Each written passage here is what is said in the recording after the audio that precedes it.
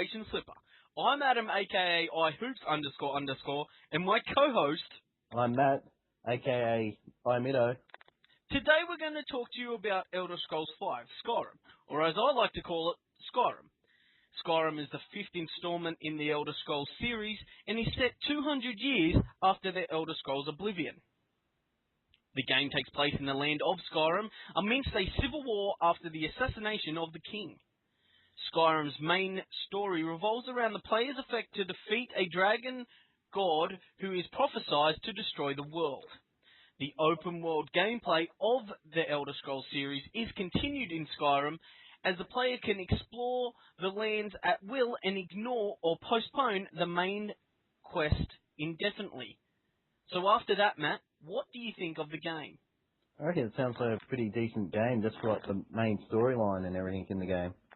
There's not many games out there now that have got like a storyline. Like generally, some of like the games that are set like that now are like the copying Lord of the Rings style. I have to agree. Yes. Yep.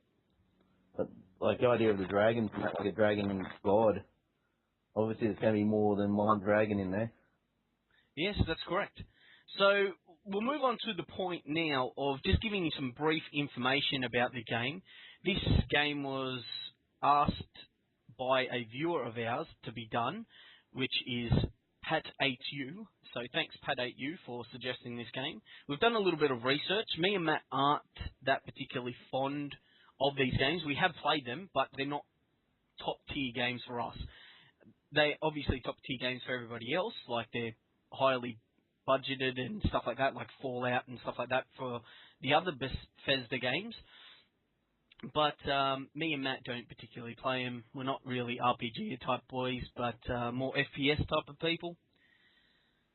So brief knowledge about the game is going to come into dot points, and then Matt will have his view and I'll have my view about it, and we'll just do it from there.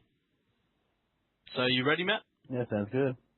All right. So the quests are given to the players by non-playable characters or NPCs in the world, and through the Radiant story system, the quests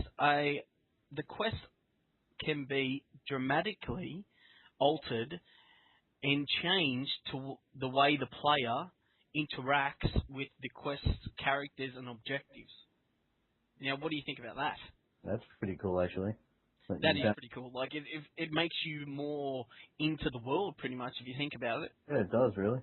So, what my brief, theory of that would be, like, if you're getting a quest and you turn around and you kill the bloke that gives you the quest, that means that the story would have to change somewhat. Yeah, that's really cool. It affects like the gameplay and everything. Yeah, so it's kind of like real life, pretty much. Yeah. Yeah, it sounds good. Okay, and like the NPCs in the world are the people that give you quests. I've just said that, but they can also be companions, so you can get allies, Matt. You can also get companions that can be married. Wow. So who knows about that? Leave that up to you guys' fantasies. The player can also join factions, which is an organised group of NPCs, such as the Black Brotherhood and a band of assassins. That's pretty cool. So they're like groups, somewhat like guilds, I think. Would that be like similar to like how Fallout was? How you had like your companions that came around with you? Well, that's what it says. Like it says that some of the NPCs can become companions. So that will obviously it'd have to be like that, yeah. Yeah. All right. You've also got the economy of the cities, which you'll probably like about this because it's more realistic. Again, the economy of the cities and towns can be changed and evolved by you completing jobs such as farming, mining. But then you can also, if you're part of one city and you don't particularly like this other city, you can go over there and sabotage their industry buildings and pretty much destroy the city just because you do not like them. That's crazy. So that's pretty cool. You've also got 18 skills divided events through 3 schools of combat, magic, and stealth. And training 10 times in these skills results in the player character leveling up. Now that's skill trees, obviously. So you've got 3 skill trees. And you've also got 18 skills in each skill tree. So you've got 18 for combat, 18 for magic, and 18 for stealth. All I can think of, Matt, is how long do you have to play this game to get everything? I reckon it'll take you a fair long time. It took a while for like Oblivion to like play through and like get all like what you wanted to do. There's so many times that like I remember when we played it for a little while, you got heaps distracted on some stuff. And you wouldn't go back and actually complete that skill. You'd end up changing to another skill. Yeah, so obviously that might happen. Like, especially how it says that you can postpone or even ignore the main story. Yeah. So that's awesome. With your skills as well, in the previous Elder Scrolls games, they've used a class system, so like the Ranger or Thief, Warrior, all those other types of ones, Mage, all that type of stuff. Yep. They've actually eliminated that from Skyrim. So that means it's more of a play style, that can be developed naturally instead of going down a linear path. Yeah. So, take that as you will. That sounds awesome to me. It sounds like I can just jump in the game, and if I want to be a brutal killer, I can just go all the brutal killer types of skills. And then if I wanted to be a healer, I could just go all the way down to the healing type of skills, which is awesome. Like, I like that. That's really good. I reckon it's well done how they've done that. That is pretty cool. I do like that. So Skyrim, its main story is based around now these massive dragons coming out of pretty much dormant. Like, they must have been old school enemies of, these North people in the Skyrim part, but they've vanished, but now they're back, obviously. So what will there be difference? Obviously, there's going to be dragons around the place now. So you've got maybe one elite dragon, or there'll be a couple of smaller dragons in a group, and they're going to be randomly generated into the world, which could mean, like, the number could be infinite of how many dragons there could be in Skyrim itself. So they can also attack cities, towns, at any time that they want. That's pretty cool. So you can imagine them coming, like, you're going in to get a quest, boom, dragon comes out of nowhere, he's up above you, blowing fire down on you, man. That's mad. It's pretty awesome. Pretty awesome. I do like that. Imagine you bill for like picking up the towns all the time then. Exactly. Like, if you're one of these people who loves the city aspect of it, and you've got a specific city that you like, you might have to go over there and just keep on doing jobs because of the random attacks of dragons. I'll have to suck. It would suck. But apparently not all dragons are hostile. And some of the players the player can interact with non-hostile dragons. Nice. So does that mean that dragons talk English now? Who knows? It's Skyrim, dude.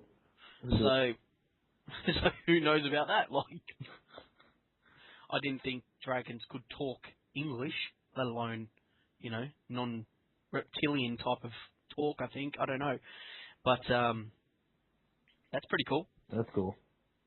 So earlier in the game, the player character learns that they are Dragonborn, which allows the player to use powerful magic to call dragon shoutouts. Now, the dragon shoutout is your ability to call dragons to your aid. So that is a cool aspect. So if you're in a tight situation, boom, or I need your Tookie bird or something like that. Tookie. So I need you, and they pop out and they must help you as well. Go with chicken out of your pocket, throw it down, and they come down land. Yeah, exactly. Or maybe like the Jurassic Park. You know, you're carrying around a cow, throw it in front of you. Eat up, boys. Your dragon comes down, swoops down to eat it. Oh, what can I do for you now? So, with your dragon shoutouts, there'll be 20 different types of dragon shoutouts that you can discover through visiting dragon walls in the dungeons. Now, they are unlocked for use after you absorb the souls of slayed dragons. So that means that you will have to kill dragons to summon your own dragons. Sounds like real life. So, so instead of as me and Matt said, give a sacrifice to the dragons, you actually have to give your dragon dead dragon souls. So, Wow. welcome to Mortal Kombat Shao Kahn Dragon style. I want your souls. Yeah, exactly. But obviously, you're harnessing them. Maybe you are Shao Kahn. Who knows? Anyway, back to the point of Skyrim. But there'll be a lot of people out there going, well, heaps of people are just going to abuse that, and you'll just be able to use the shout-outs all the time whenever you're in trouble. But there is a regeneration period that limits the player's use of the shoutouts in gameplay. So you probably won't be able to call them down all the time. And if you've got more than one type of dragon under your belt, I don't think you can call down multiple dragons at the same time. You might just be able to call just one dragon, then you've got a rest period for the ability. Yeah, that's pretty decent, but still, it would be pretty much a pain in the ass if you can keep on calling them down, calling them down, calling them down. This just really defeats the purpose of the game then. Yeah, which is the I win button. Yeah, I win. So, people already know that Elder Scroll is nothing to do with weaponry of the modern era. So no guns or, electric swords or anything like that. This is more of a old school type of game, like a medieval type of game. So you're going to be able to use swords, sticks, clubs, maces, shields, and then you've also got the aspect of playing as a magician, or a mage. So they'll be, cracking down fireballs and stuff like that with wands and staffs. Watch out, Harry Potter. Exactly, because Skyrim's coming after you. And you've also got the rogue aspect, which is like the daggers and into the type of, into the night type of thing.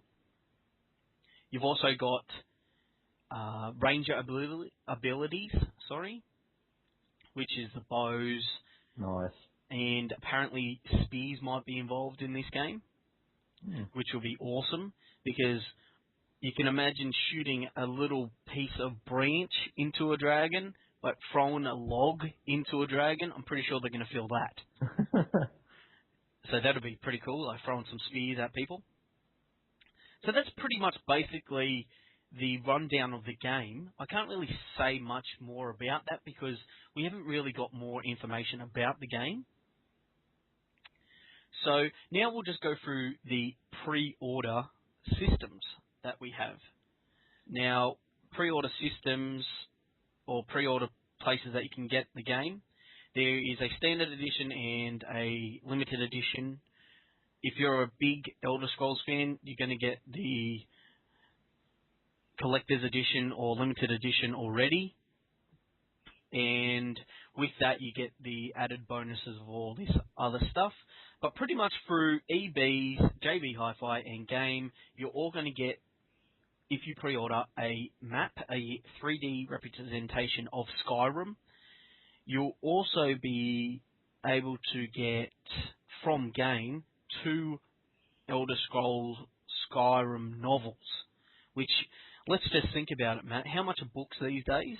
For a good book, you're nearly like $40, $50. So, Oh. So there you go, people. Like, if you want to buy the game and you're a big book reader, which people would be playing this game because they're more RPGs type of people, go to Game, pre-order it there, because you're going to get 2 big novels that you can sit there and read. That's pretty awesome. That's cool. Through EBs, you'll be getting the art book and some like postcard art, which is just not that great. And through JB Hi-Fi, you'll be getting the map and pretty much, I think, just the pleasure of pre-ordering through JB Hi-Fi.